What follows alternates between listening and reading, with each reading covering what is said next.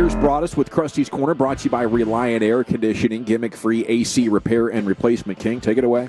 Thank you very much, Dawson. Appreciate that. Thank you very much to Reliant for being a part of this one as well. Hope everybody enjoyed 3 Live Mics today. It's always a lot of fun. I enjoy that. Enjoy watching practice that way and bringing it to our listeners.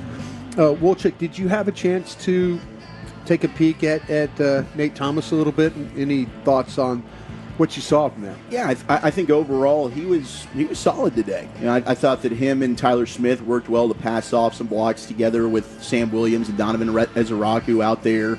I think some of the power was showcased. He was able to produce a couple of step-up lanes there for Dak. I do think there were a couple of times, the pressure from the starting offensive line, like Dak would have been sacked a few times. Sure. But overall, I mean, I didn't see Thomas today and say, like, oh, he was a liability. Right.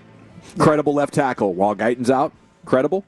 Yeah, to me, not the worst in the NFL. No, I made sure this is like the first time that you kind of try and look at everybody and get an idea where the ball's going to go, and then look at the point of attack blocks and see who's doing a good job with that.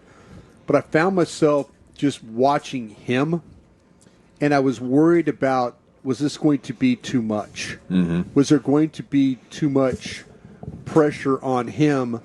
And as a backup guy, you're kind of in that mode where you're just, you're kind of comfortable. Okay, I'm going against a certain style of guy. When he's going against the ones, it's ones versus ones. It's not the Jason Garrett when he used to go ones versus twos, and you saw a little bit of that kind of one group beating up on the other. But this is one versus ones, and I'll say this though: there was a couple of snaps where his pass set, and when you're a young guy, you can get overly anxious when you're pass set. And there was one, Ezeraku rushed him, and Ezeraku has caused a lot of problems. We've talked about this since camp's been on. He causes problems. He does. The way he rushes, his quickness, his explosiveness causes problems. And sometimes when you worry about that, you want to get to those guys so quick. You want to get your hands on them quick. And then Dawson was talking about how you get over the tops of your feet. Start leaning. And now when you lean, what does Donovan Ezeraku do? He grabs your pad. He grabs your pad and just swims around you and then gets up the field because he feels all your weight on the balls of your feet. And so he is. There was a very patient set a couple of different times where I was watching him, and they ran the reverse. When we got out there, the reverse. You talk about the run stuff. Everything was kind of going the other way, but him, having the awareness to chase, be a blocker, get down there. Everybody else did a great job on the right side of kind of caving everything and getting the ball to the edge. His responsibility is to get, across the field, try and pick up a block. You don't know when that ball is going to cross. You got to do that. It was a really nice effort on his part. But I was impressed with his pass set because I was really worried about him being anxious and then overextending and that being a problem. Then you got guys running around him. Did you notice them sending help his way? No, not really. Just keeping him on an island. No, he was. I don't think they game planned for him. Any of that? I don't. No, I didn't. I mean, I think any time that they added the extra lineman, it was on the opposite side of the line of scrimmage. They would when they trade. went jumbo. Yeah, they would trade, and when we mean trade, they would take the guys. They would set the formation to the left and trade it back to the right, and he was left on the back side. Or there was one time where they ran the ball where they traded it and the ball went back to the left, and so he's basically on the weak side of the formation. And then he was able to get his block, and they were able to make a cut or two. So how many plays do you think you were watching Nate Thomas where he got destroyed, and you're like, well, there's a drive killer? Did it happen? I didn't see. Nice. I didn't see anywhere. There was nothing. Now, okay, we just had Bland, Deron Bland on our show here a little bit ago. He got home on a slot blitz, and you wonder, was it a bad read by the quarterback? Did they not slide the line? Who's responsible for the slot blitzer to his side? Is that something he's got to bump out to? He's got to see that? Is it a back? That's what I'm saying. The back to me went front side. The back went to the right. the blitzer came from the left, from Dak's left, and that would be to Thomas's side. So I wonder if there was it might be one of those things where the protection is, that's just a free rusher. Yeah. That's a free rusher, and Dak has got to get that thing out of there and get it home. But he told you he would have had a sack. He pulled up. I mean, Dak's holding the ball, and he goes by Dak. So that's going to be a hit, a sack.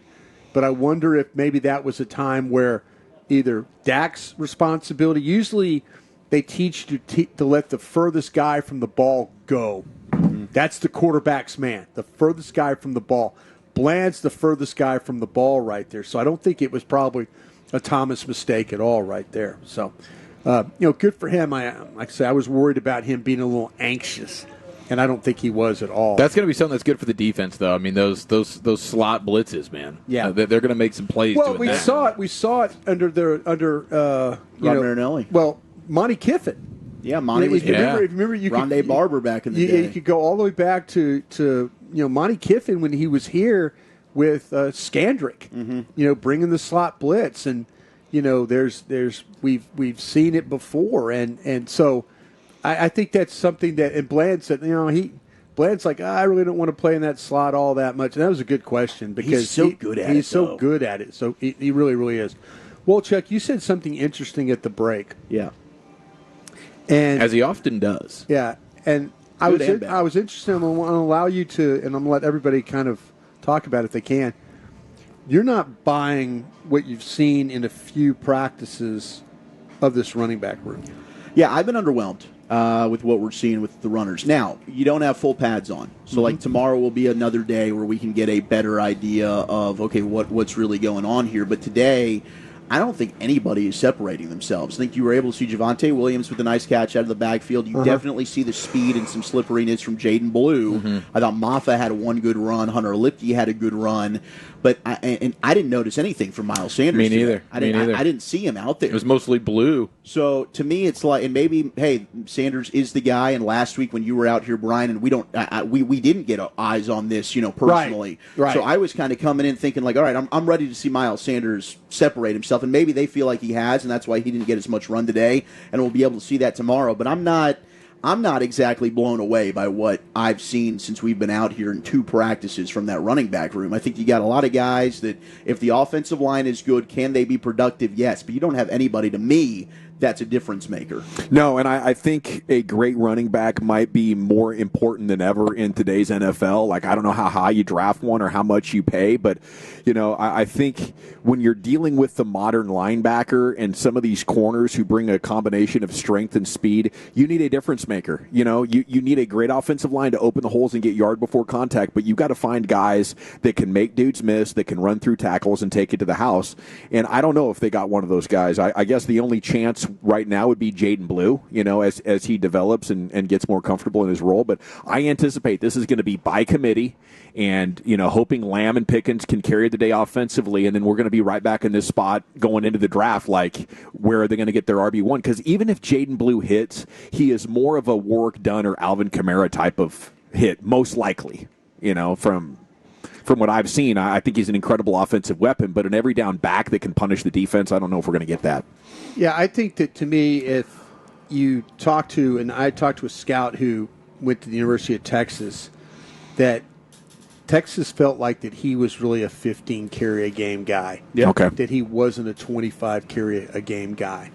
So maybe this thing is actually going to be by committee, is what it's going to be, and we'll see how that all plays out. Nice complementary guys. You got a big dude, you got a quick dude, you got a pass protection guy. I wonder how much it's going to tip off the defense when they make a change. Yeah, like I said, the practices I've been able to see, I've been impressed. I didn't think Sanders had anything left. Where I've been impressed is he's actually shown some that he can still play. That he's got some quickness too. To me, I think this thing is going to be completely flipped. I think it's going to be Sanders Blue, and then Williams is going to be the third down back. That's how I see this thing playing out. It makes the most sense. I don't think that Williams is going to be the starter. I think it's going to be I think they're going to find a way to they're going to have to get their most explosive guys there in the and work that way about it. Thank you, Brian. Thank you.